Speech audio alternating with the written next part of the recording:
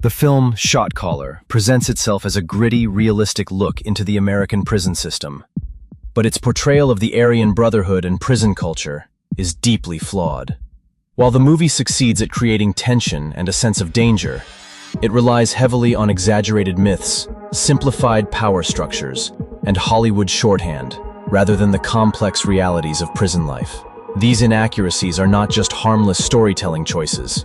They reinforce false ideas about how prison gangs operate and how incarcerated people actually survive behind bars. One of the film's biggest missteps is its depiction of the Aryan Brotherhood as a monolithic, hyper-organized criminal corporation with near absolute control.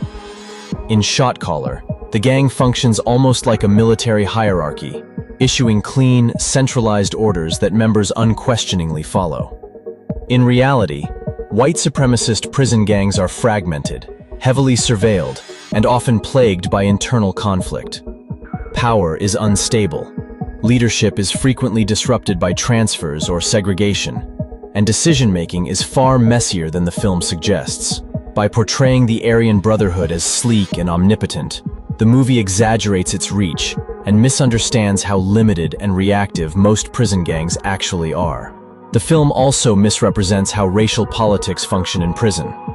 While race undeniably plays a role in incarceration settings, Shot Caller presents racial alignment as immediate, absolute, and unavoidable. The protagonist is quickly absorbed into a white supremacist group with little ambiguity or resistance, as if prison culture forces everyone into rigid racial boxes. In reality, race-based groupings are shaped by specific institutions, regions, custody levels, and time periods. Many incarcerated people actively try to avoid gang affiliation, and survival often depends more on personal reputation, situational awareness, and conflict avoidance than instant racial allegiance. Another major inaccuracy lies in how violence is portrayed as constant, inevitable, and often strategic. Shot Caller depicts prison as a non-stop battlefield where extreme violence is both common and necessary for advancement. While violence does occur, most incarcerated people spend enormous effort trying to avoid it, as even minor incidents can lead to severe consequences, such as solitary confinement, sentence extensions, or transfers to higher security facilities. The film's emphasis on spectacular acts of brutality distorts the reality that prison culture is often governed by caution, routine, and unspoken rules designed to keep things from spiraling out of control. The movie further oversimplifies the idea of transformation through incarceration. The protagonist's rapid evolution into a hardened gang enforcer suggests that prison inevitably strips people of morality and pushes them toward extremism. This narrative ignores the diversity of prison experiences and the many individuals who adapt without embracing gang life or extremist ideology.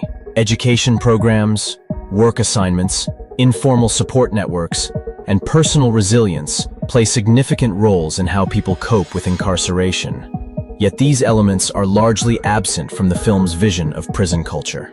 Ultimately, Shot Caller gets the Aryan Brotherhood and prison culture wrong because it prioritizes dramatic clarity over social truth. By flattening complex systems into easily digestible tropes, the film reinforces public misconceptions about incarcerated people and prison gangs alike. These inaccuracies matter because media representations shape how audiences understand crime, punishment, and rehabilitation. When prison life is portrayed as an inescapable descent into organized hatred and violence, it becomes easier to ignore the real structural problems of the criminal justice system and the real humanity of those living inside it. If you've enjoyed this content, please consider liking the video and subscribing to the channel. It really helps support the channel and lets you see more content like this. Please leave a comment if you have any ideas for future video essays, or if you'd like me to make a video essay on a particular film or subject.